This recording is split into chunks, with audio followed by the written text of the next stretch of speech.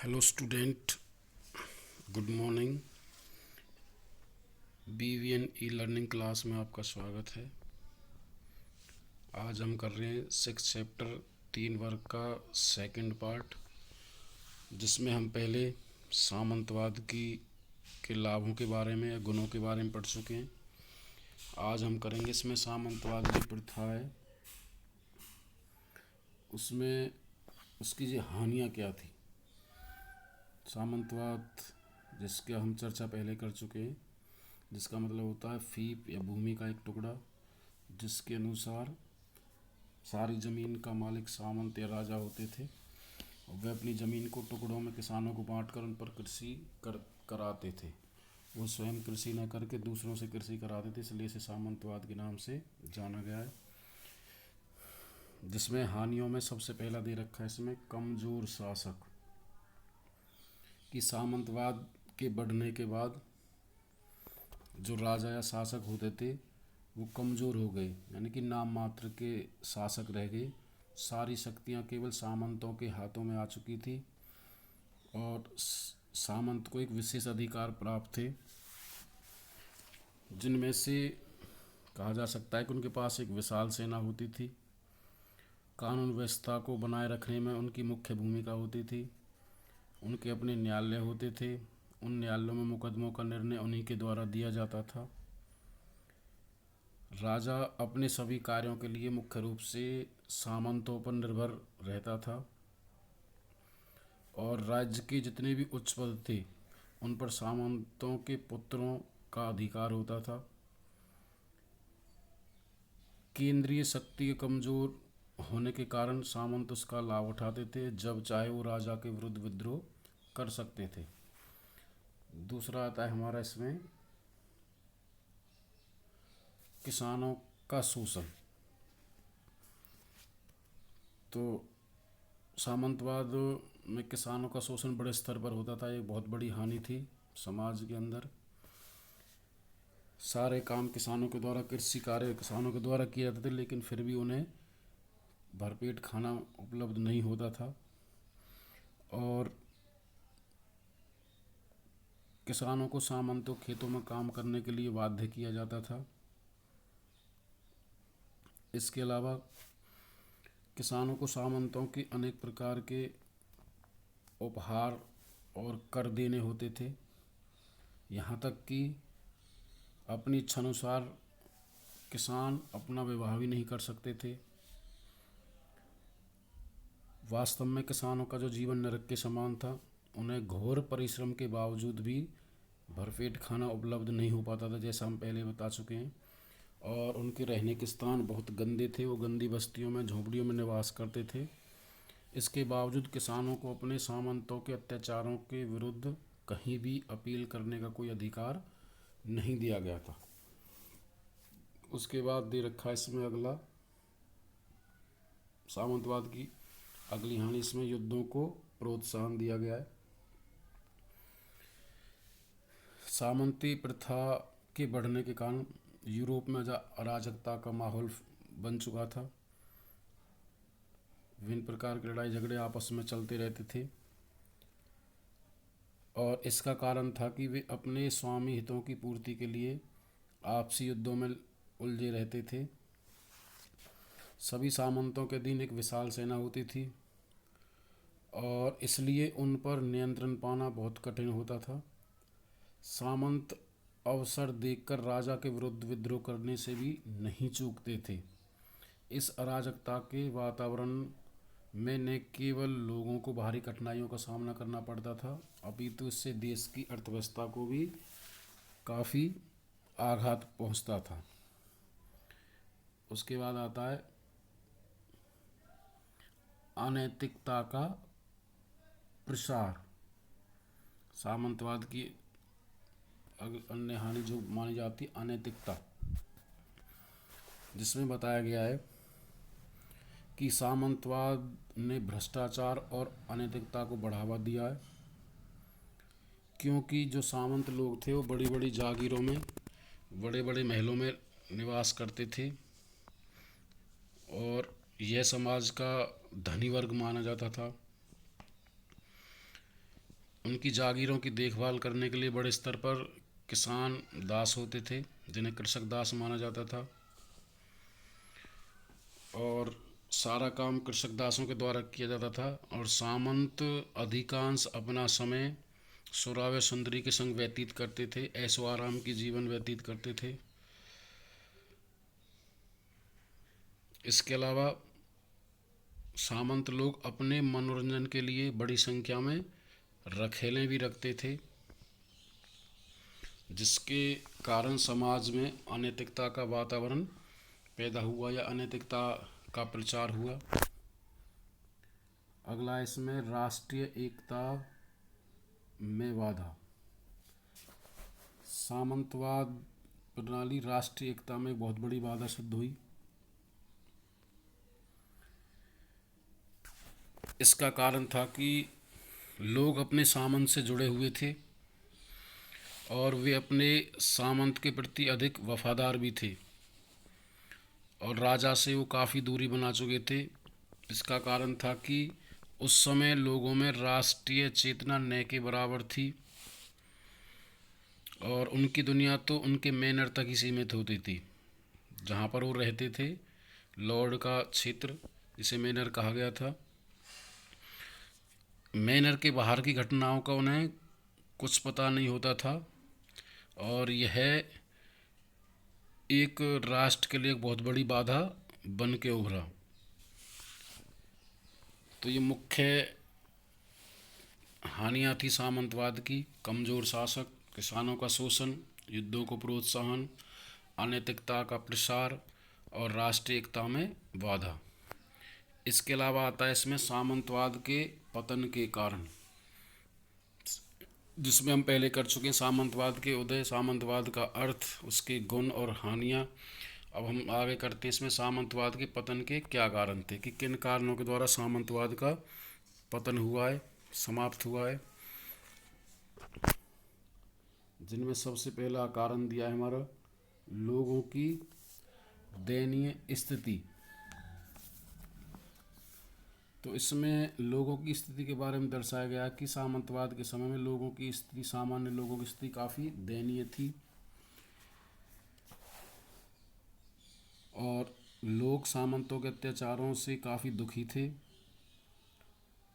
उन सामंतों के विरुद्ध वो कहीं पर भी कोई शिकायत नहीं कर सकते थे, क्योंकि सामंत उस समय सबसे शक्तिशाली शासक माने गए थे, जो जिनकी अपने न्यायालय, अपनी सेना और अपनी इच्छानुसार मुकदमे सुनने का निर्णय, उनके अधिकार उनके पास होता था। राजा केवल नाम मात्र का था, जिसके कारण लोगों की स्थिति काफ़ी खराब हो चुकी थी, और लोग, समाज के अधिकतर लोग सामंतों के विरुद्ध हो गए थे।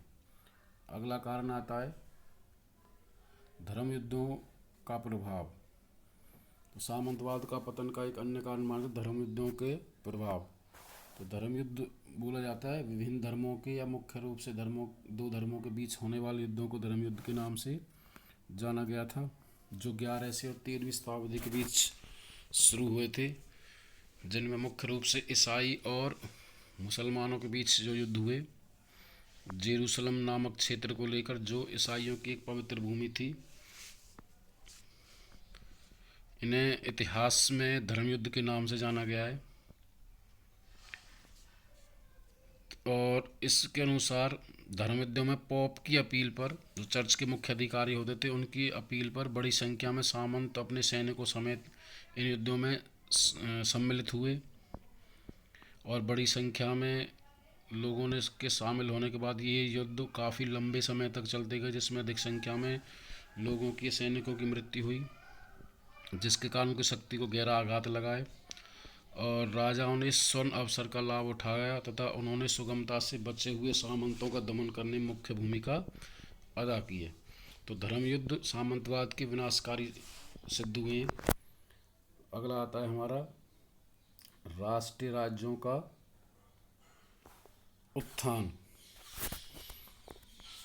इसमें बताया गया कि सामंतवाद के उदय के कारण नए राज्यों का उत्थान हुआ।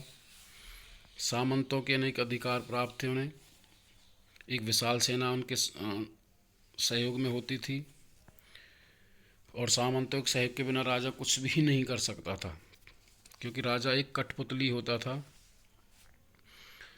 और राजा की स्थिति एज ए एक पिंजरे में समान पंछी की तरह थी। 15वीं शताब्दी और 16वीं शताब्दी के आरंभ में अनेक राष्ट्र राज्यों की स्थापना हुई, और इन राष्ट्र राज्यों के जो शासक थे वो शक्तिशाली थे। उन्होंने अपने अधीन एक शक्तिशाली और आधुनिक सेना का गठन किया। इस सेना के पास आधुनिक हथियार जैसे तोप और बारूद थे, जिससे उन्होंने सामंतवाद को समाप्त करने में मुख्य भूमिका अदा की है। अगला आता है हमारा कृषकों के विद्रोह। किसानों का विद्रोह। सामंतवादों से दुखी होकर के किसानों के द्वारा सामंतवादों के खिलाफ विद्रोह किया गया, और उसमें बड़े स्तर पर किसानों ने हिस्सा लिया था। 1347 ईस्वी से लेकर के लगभग 1350 ईस्वी के दौरान यूरोप समाज में भयंकर एक बीमारी फैली, जिसे प्लेग के नाम से जाना गया, अथवा इसे काली मौत के नाम से भी जाना जाता था, जिसके कारण बड़ी संख्या में यूरोप के लोग मारे गए।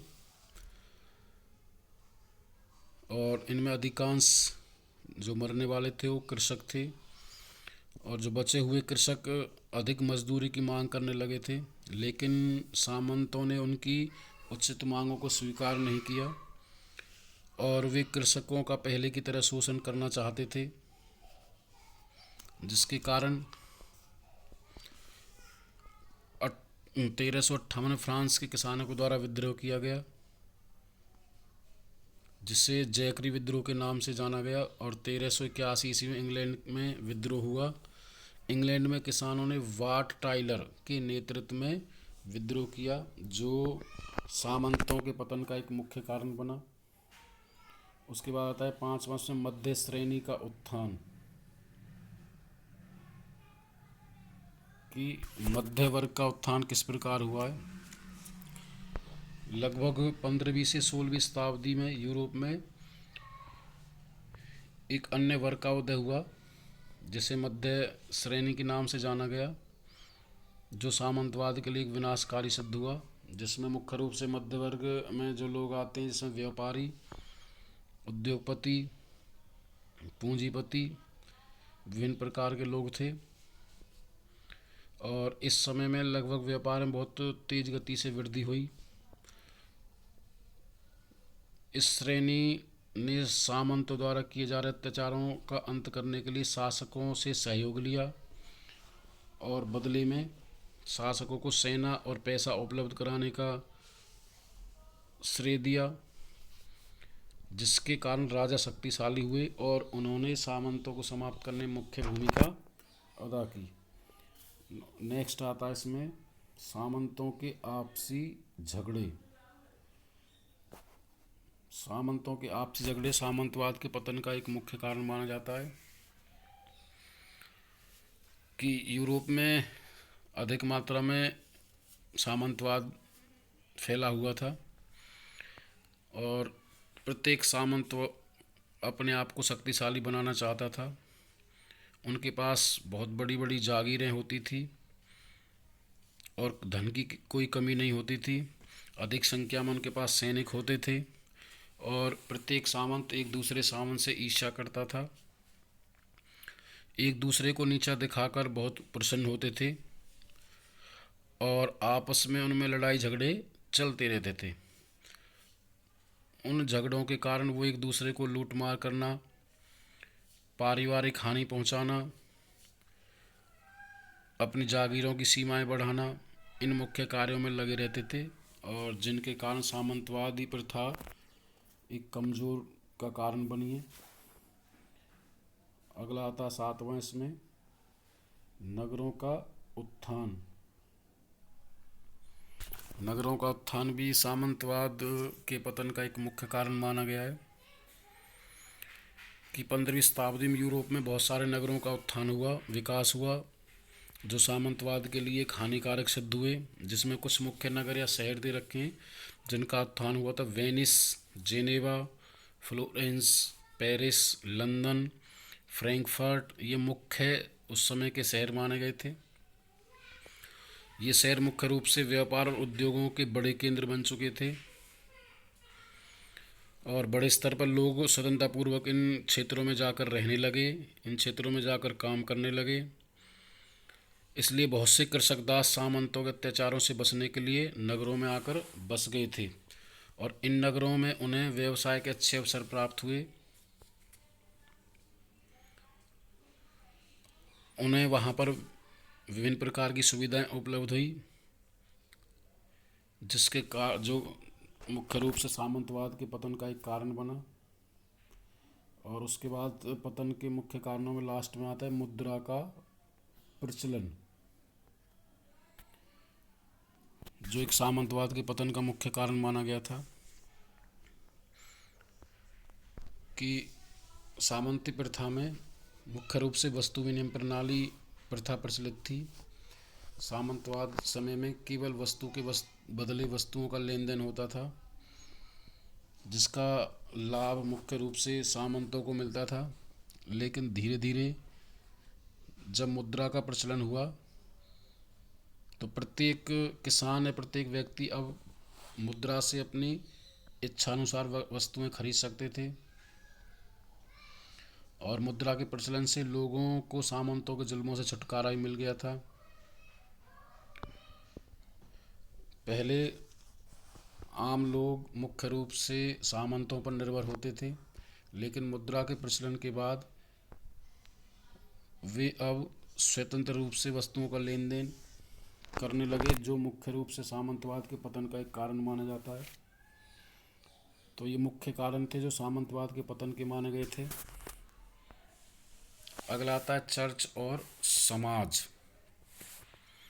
कि चर्च और समाज में क्या संबंध था। समाज पर किन लोगों का नियंत्रण था। तो इसमें बताया गया कि चर्च जो उस समय सर्वशक्तिशाली संस्था थी, जिस पर बिशप पादरी का अधिकार होता था, इनका ही मुख्य रूप से समाज पर वर्चस्व था। इनके अनुसार समाज का संचालन किया जाता था, जिसमें मुख्य रूप से चर्च के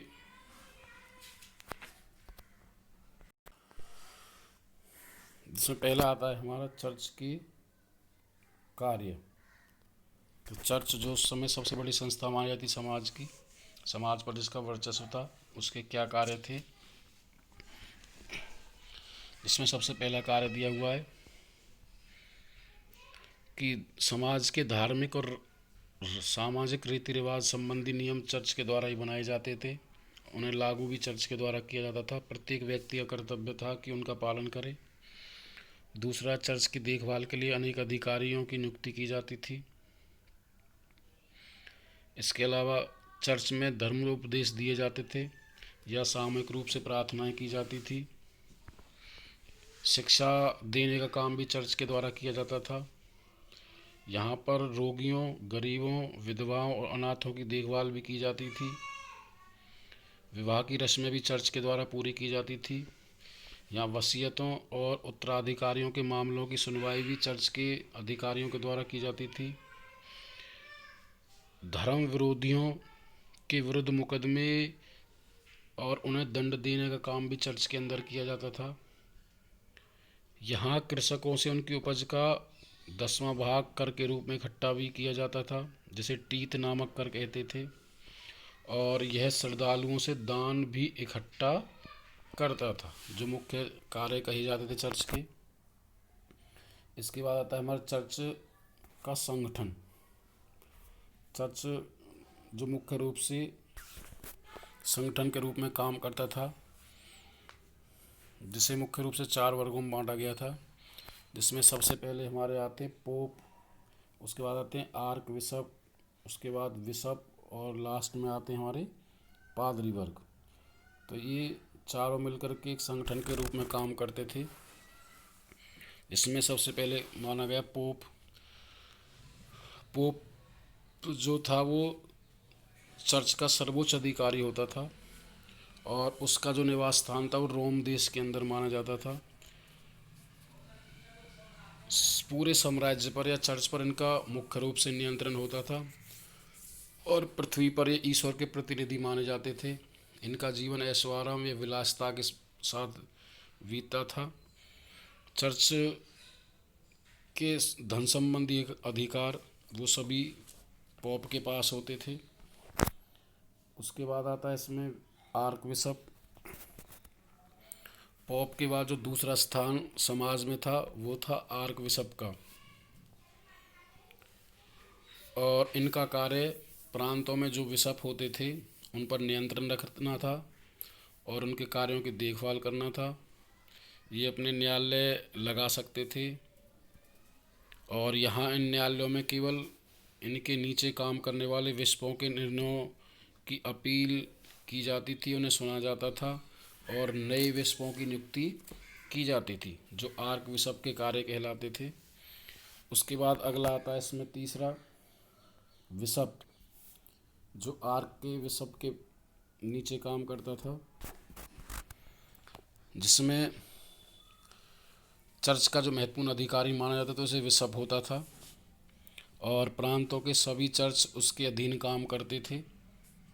उनका भी एक न्यायालय होता था और वे चर्च से संबंधित जितने भी मुकदमे थे उनकी सुनवाई करते थे और अपने नीचे नए पादरियों की नियुक्ति भी बिशपों के द्वारा की जाती थी।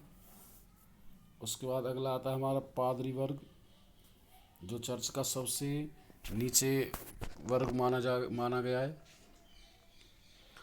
जिसमें पादरी की चर्च के अंदर मुख्य भूमिका होती थी। रविवार के दिन चर्च में होने वाले धर्मोपदेश पादरी के द्वारा ही दिए जाते थे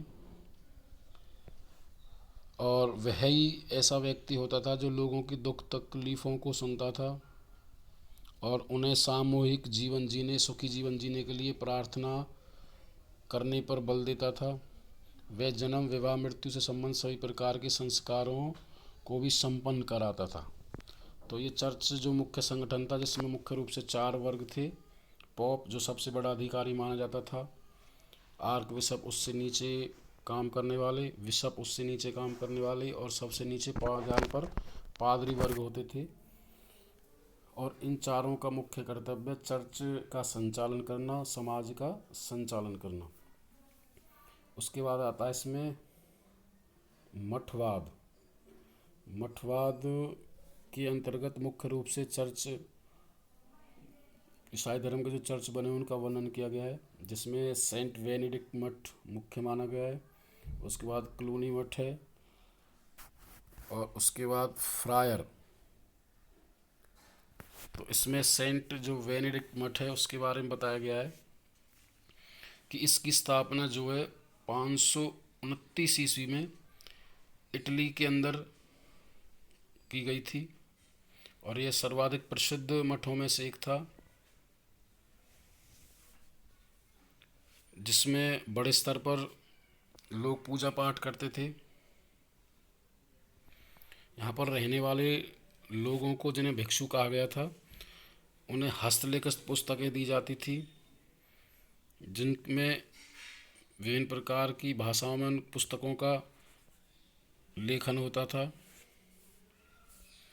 इन पुस्तकों के अंदर जो भिक्षु होते थे उनके मार्गदर्शन, उनके जीवन यापन संबंधी नियमों का वर्णन किया जाता था, जिसमें मुख्य रूप से कुछ नियम थे। प्रत्येक मठवासी विवाह नहीं करवा सकता था। वे अपने पास संपत्ति नहीं रख सकते थे। इसके अलावा उन्हें मठ के प्रधान एबट की आज्ञा का पालन करना होता था। उन्हें बोलने की आज्ञा कभी कभी दी जाती थी। प्रत्येक भिक्षु भिक्षुणी को कुछ समय रोजाना शारीरिक श्रम अवश्य करना होता था। इसके अलावा प्रत्येक मठवासी को अपना अधिकांश समय अध्ययन में व्यतीत करना होता था और प्रत्येक मठ में रहने वाले लोग पवित्र जीवन व्यतीत करते थे। उनका प्रत्येक कार्य करने के लिए समय निश्चित होता था। इसके अलावा प्रत्येक मठवासी को जनसाधारण को शिक्षा देने और रोगियों की सेवा करने के लिए कहा जाता था। दूसरा आता है इसमें हमारा क्लूनी मठ। क्लूनी मठ में कहा बताया गया है कि इसकी स्थापना मध्यकाल में यूरोप में हुई थी, जो उस समय का दूसरा सबसे प्रसिद्ध मठ माना गया था। इसकी स्थापना 910 ईस्वी में विलियम प्रथम ने फ्रांस में बरगंडी नामक स्थान पर की थी। इसके बाद अगला आता है हमारे इसमें फ्रायर, जिसमें बताया गया है कि 13वीं शताब्दी के आरंभ में यूरोप में भिक्षुओं के एक नए समूह का उत्थान हुआ, जिन्हें फ्रायर भिक्षु के नाम से जाना गया। ये भिक्षु लोग थे जो मठों में रहने की अपेक्षा बाहर भ्रमण करते थे। इनका मुख्य उद्देश्य था शिक्षा देना, लोगों को शिक्षित करना। इसके अलावा ईसा मसीह के संदेशों को लोगों तक पहुंचाने का काम इन फ्रायर भिक्षुओं के द्वारा किया जाता था। ये लोग साधारण भाषा में ईसा मसीह के उपदेशों का प्रचार करते थे एवं समाज के अंदर या लोगों के अंदर नई जागृति लाने में इनकी मुख्य भूमिका होती थी। Thank you student. Safe home, stay home.